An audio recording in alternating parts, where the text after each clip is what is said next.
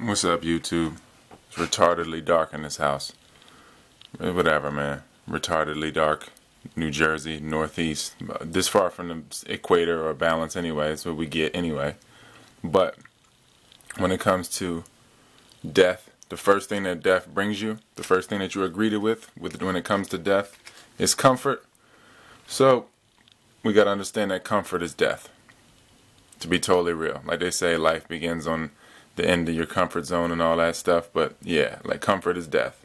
Because you transcend life when you have comfort with something. When you have total comfort with a skill, you just do. It isn't even, it's just like breathing. It's no longer a thing anymore. So you have to continually challenge yourself at that point, or you just stagnate. So basically, the comfort is the first thing that lets you know that death is on its way, that death is coming, and you have to steer that. If you feel death coming, it's all about steering the death. If you can consciously maneuver the vehicle or maneuver your life energies to where you're manipulating this form of death here, because it's already coming. The universe has already spoken to you. So when comfort comes and you feel comfort, if you live a life based on comfort, then you already know death is coming. And that's, it really comes down to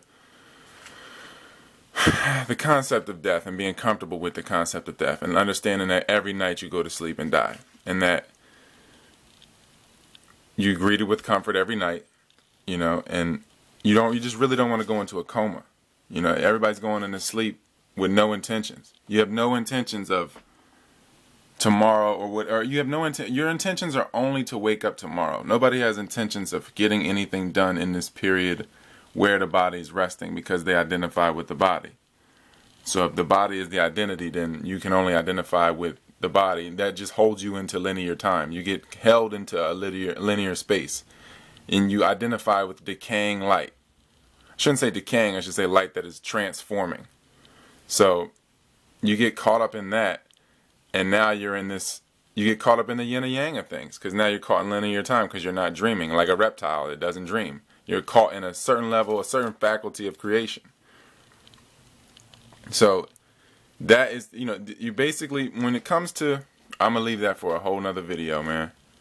Or nah, I shouldn't even just go right into it. All right. When it comes to dying and death, it's like anybody that's dying around me, I killed them.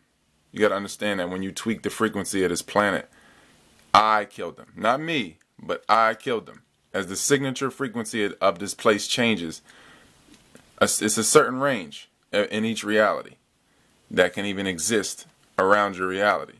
So like, if you shift your own self to a different reality, people will die. It will just manifest that way.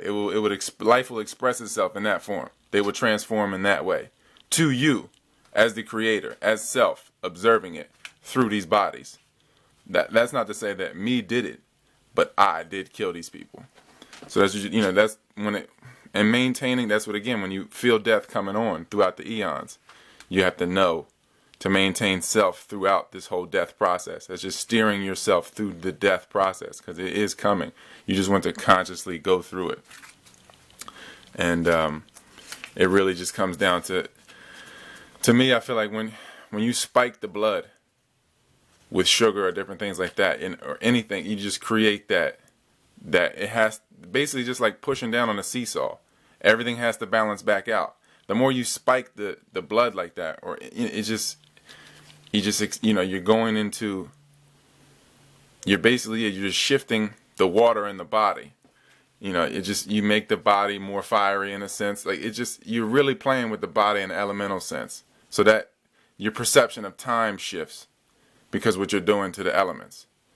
Because now you've created this caloric scale, because of the sugar, because of the spikes. So now you have this caloric scale, which makes you further measure life, which makes you further dull, which makes you more the walking dead, because the more you're measured, the more dead you are. And that's just the case. That's just what it is.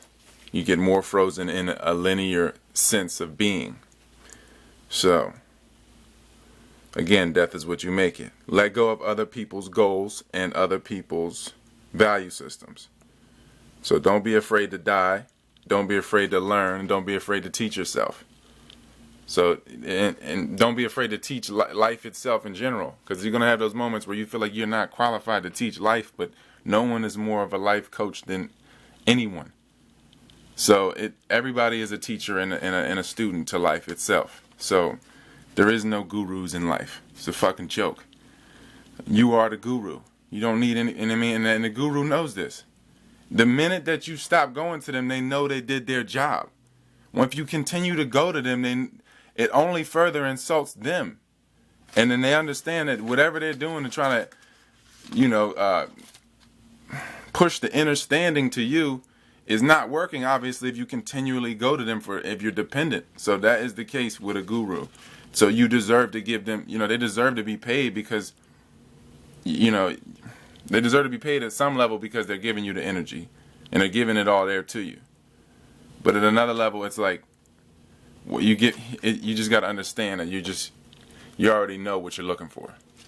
So, basically, what are you afraid of?